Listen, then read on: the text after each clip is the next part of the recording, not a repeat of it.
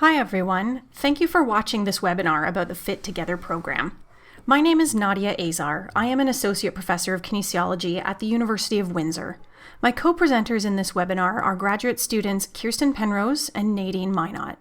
We are representing the Adapted Physical Exercise Research Group, which also includes faculty members Sean Horton and Chad Sutherland, and PhD student Kelly Carr.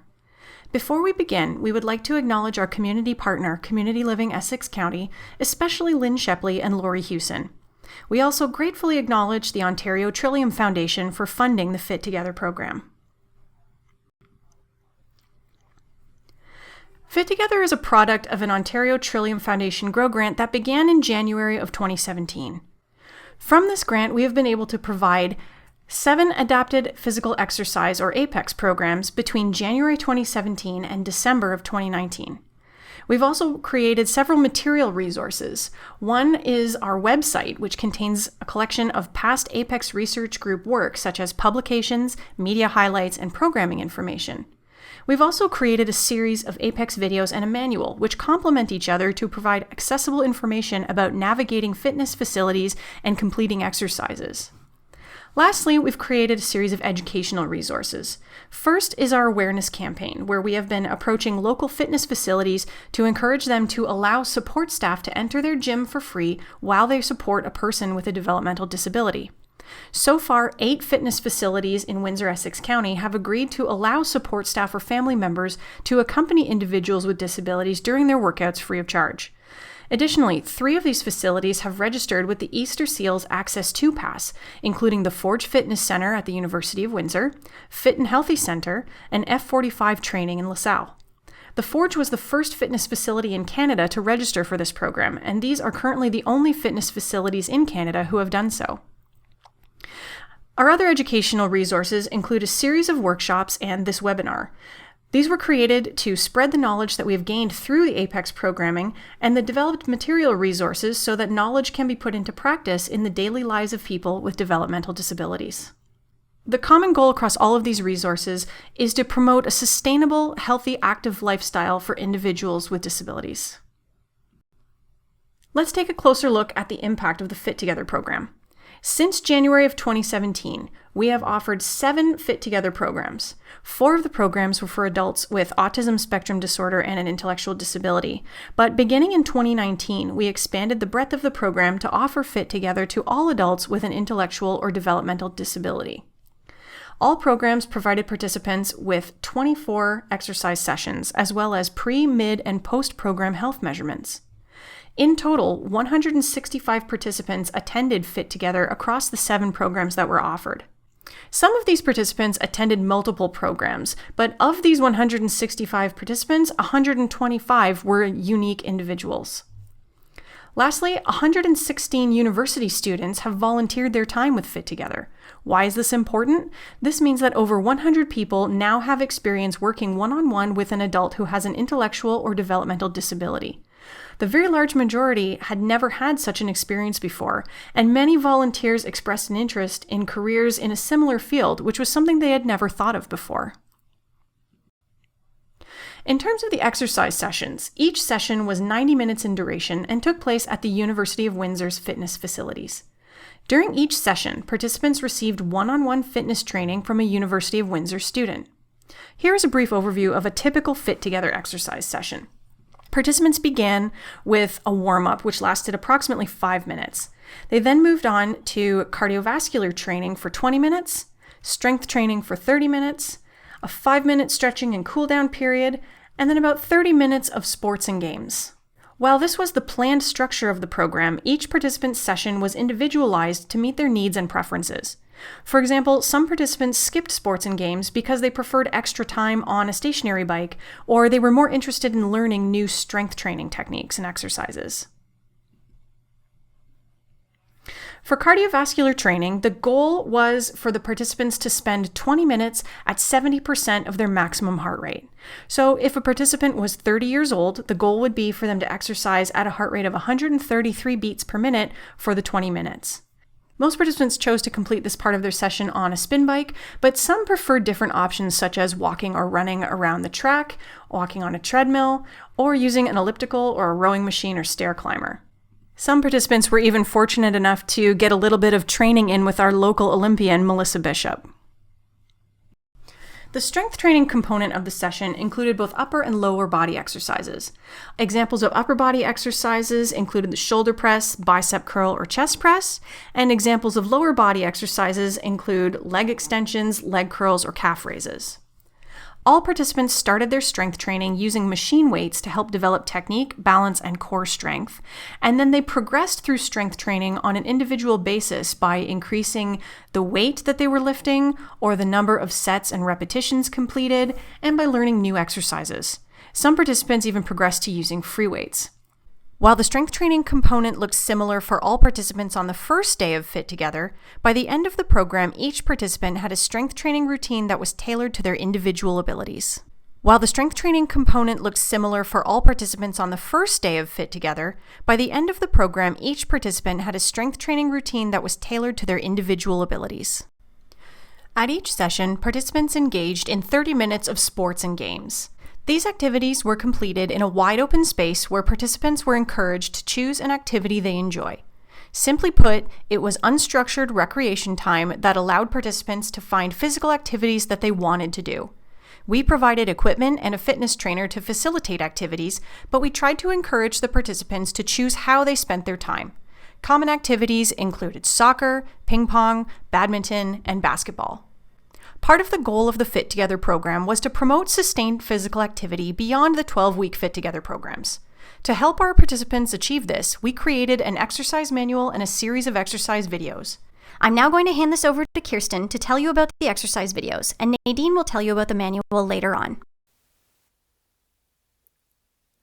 For most of us, going to a fitness facility can be quite overwhelming. We often find ourselves faced with questions such as, what do I wear? What do I work out? Or even how long should I work out?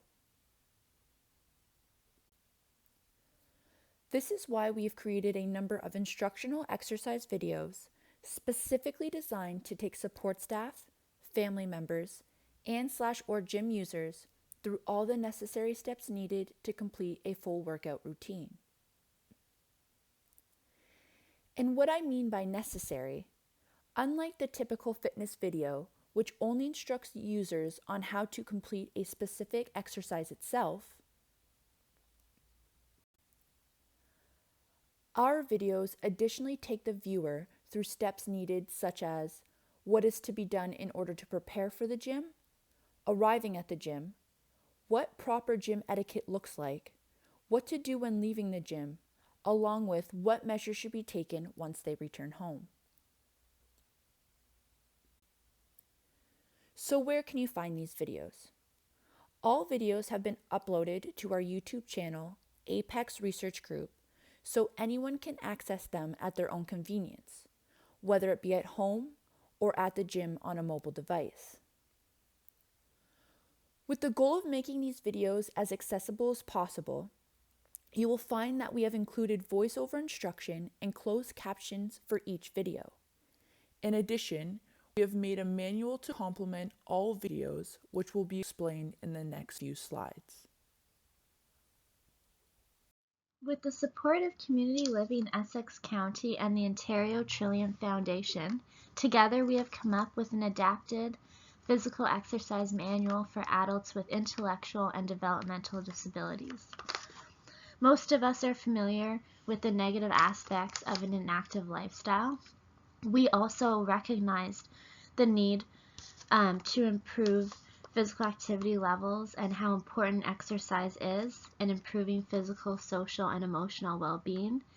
Therefore, in recognition of this, we decided to develop this manual, not just for everybody, but also for persons with intellectual and developmental disabilities. In developing this manual, past APEX programs were evaluated, and the most common or popular exercises preferred by APEX program participants were chosen to be included. Family members and support staff were also contacted to find out what they found was important to have in an exercise manual. And then finally, a filming day was organized to capture these participants performing those exercises.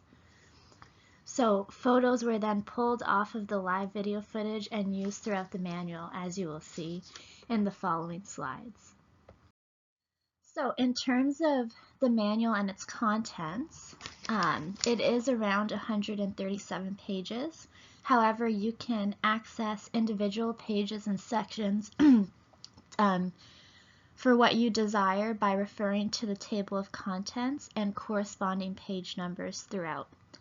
The manual itself contains a variety of warm-up exercises, stretching, and cool-down options, with additional information on self-care, gym etiquette, and safety, as well as staying motivated, providing support, finding a personal trainer, and nutrition.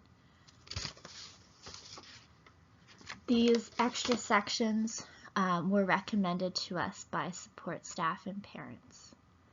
So key features of the manual and what makes our APEX manual so unique is that it is an accessible educational resource, meaning that it does have evidence-based information throughout. This information is referenced, and if you desire additional information, you can always refer to the reference page at the end of the manual. It also provides visual and auditory prompts throughout. This helps with making it user-friendly, as well as modeling. So there are photos of individuals with disabilities, intellectual and developmental, throughout the manual, so to provide a modeling aspect to it. And so these visual and auditory prompts are in the forms of icon and pictures, as well as links to YouTube videos. So you can see that throughout the following slides. Here we have an example of what a typical exercise page would look like in the manual. So the title, leg extension, underneath the subheading says resistance band. So you would do that exercise with a resistant band, and the icon is a resistant band. So that icon corresponds with the subheading and the title for further information and visual cues. Each instructional photo is numbered to match the instructions below it, as well as, you have your page number in the bottom right hand corner. That corresponds with the table of contents. One also interesting feature that we thought was a good idea to add was the green dotted circle, which highlights specific areas within the instruction that are important to consider when exercising. So, keeping your knees together, or, feet shoulder width apart, and that helps with technique. So again, another visual cue or prompt that provides further information than just the text instructions.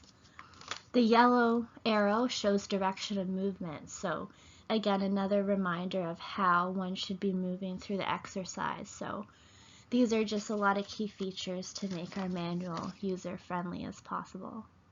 The manual also contains a master legend. So all the icons used throughout, you can use this legend to refer to. It shows the meaning of each picture or icon. So if for some reason you're unsure of what an icon means, you can refer to this legend and it should tell you exactly what they are.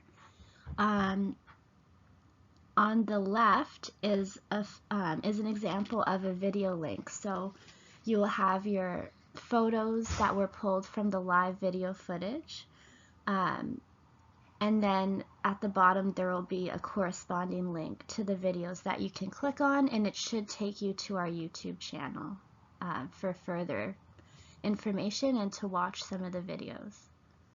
The manual is organized into a variety of sections and units, so you can see this breakdown in the table of contents, but throughout you'll have a section, let's say cardiovascular training, upper body strength versus lower body strength. So these are kind of just to let you know what section of the manual you're in and what exercises are working different areas. So am I working my legs versus my upper body, like my arms and chest. So the manual throughout is organized into various sections and units. Another interesting feature here is the safety checklist. So when we go to exercise at the gym, it is extremely important to be safe, having the right equipment, the right shoes, staying hydrated, things like that, putting equipment away. So instead of just having a lengthy section with text, we created a safety checklist where you can print it off if you wish, bring it with you to the gym or before, and you can check off and make sure that you do have the appropriate equipment and things like that to start your workout. So this is a nice little interactive feature that you can use to make sure you're staying safe at all times. So this section, self-care, was one of the many sections that were recommended to us by parents and support staff. It includes information like staying hydrated, self-hygiene, proper nutrition, exercise, so what to eat during, before, and after exercise, what should I bring to the gym, transportation to and from the gym. So it just provides a lot of information on self-care and getting ready for the gym and information in that aspect. Gym etiquette as well was recommended for us to use or to add into this manual, and it includes scanning your membership card when you sign in or enter into a gym facility, saying hello, greeting gym staff, saying goodbye as you leave, locker room etiquette, so when you're going to the change room, what types of things you should be considering or looking out for, cleaning exercise machines and equipment, sharing the gym with others, and putting equipment back. Especially if this is somebody's first time going to the gym, there's some of these aspects that maybe they're unaware of. So this section gives a good breakdown of how to act in the gym and just what types of things one should do and look out for. As you may or may not be aware, stay motivated, especially when exercising over a long period of time, can be difficult. It can be challenging to stay motivated, to stick to an exercise plan or routine. And as a kinesiology human kinetics research group, we recognize this, so we included a stay motivated section. So areas like making it fun, so choosing activities that you will enjoy, creating goals, so set goals for yourself, tracking your progress over time, and checking in to see how you're doing. So this section contains some key tips that you can apply to keep you motivated throughout your workout and also, sticking to it and sticking to your goals. So finding a personal trainer, this section we felt was important to include just because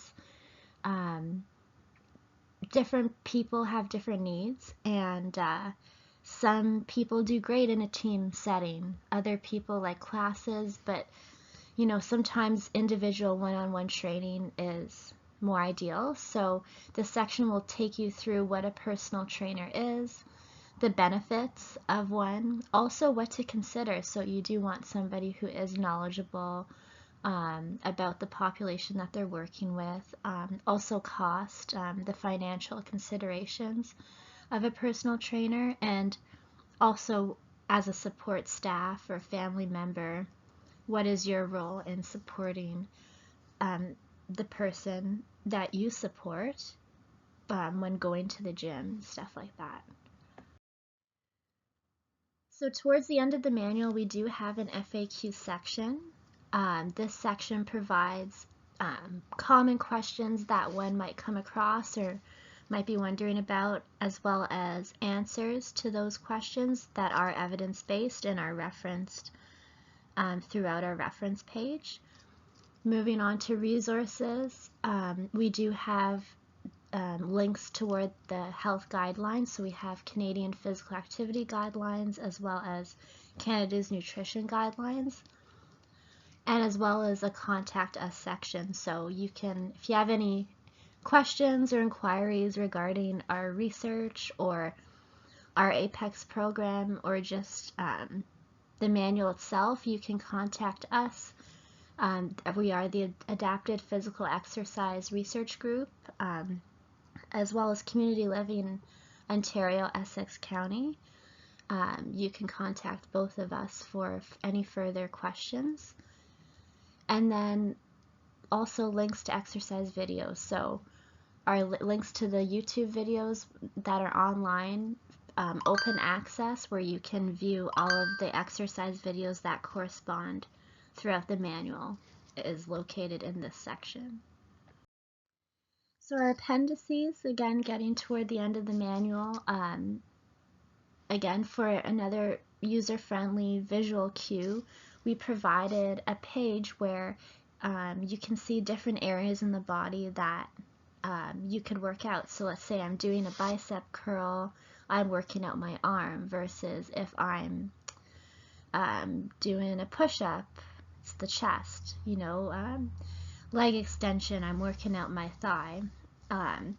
So this is kind of, again, a further visual reference tool that you can use when you're going to the gym, when you're just trying to see, like, what parts of my body do I want to work out.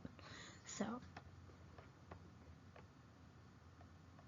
record keeping section, this ties into motivation, so we thought it would be a cool feature. You can print off these pages as well. You can take them, you can fill them out as you go throughout your workout routine, and you can track what exercises you do, how much or how many you do, so reps, sets, any notes or that you want to take while you're going through. So, you know, today maybe it was too easy, or I can progress or do more, or maybe, like, you know, today was a hard workout, maybe I want to try something different next time. Progress track sheet, so ties into goal planning and motivation. You can write down your goals, and if you've check off if you've achieved them, and, you know, per week, you know, to monitor if you're reaching your goals. And then a daily journal with reflections, so how am I feeling during my workout? It's very important to have exercises that you are interested in and to enjoy exercise. That's going to make you want to continue. So recording how you're feeling, and maybe reflecting on that and seeing where in my workout I can change to make it more enjoyable or just make it better for me. So these are just another cool feature that you can use. You can print them off and fill them in according to what you feel like doing.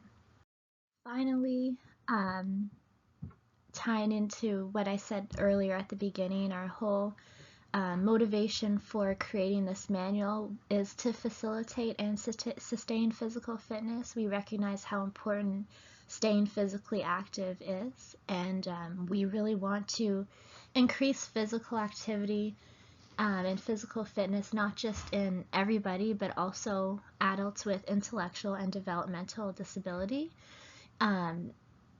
Ultimately improving quality of life and providing inclusive opportunities for inclusive physical activity participation. The idea for the manual and video, we do want this knowledge to transfer, so we want everybody to have access to this knowledge so that they can use it in their workout. Hopefully for this to be available throughout Ontario and for successful implementation. So we're hoping that it's user-friendly enough that you will take this with you to the gym and you will use it to your benefit. We just want to reach as many individuals as we can, and again, improve quality of life and increase physical activity levels as much as possible.